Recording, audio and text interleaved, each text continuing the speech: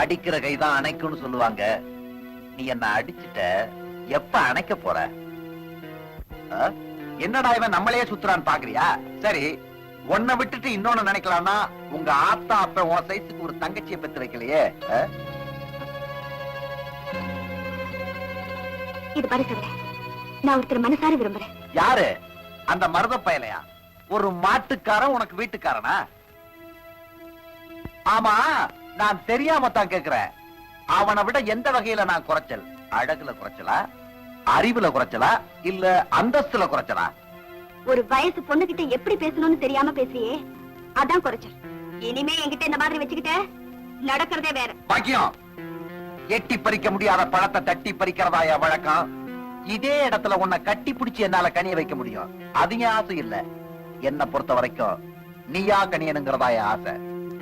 அது இந்த ஜென்மத்துல நடக்காது.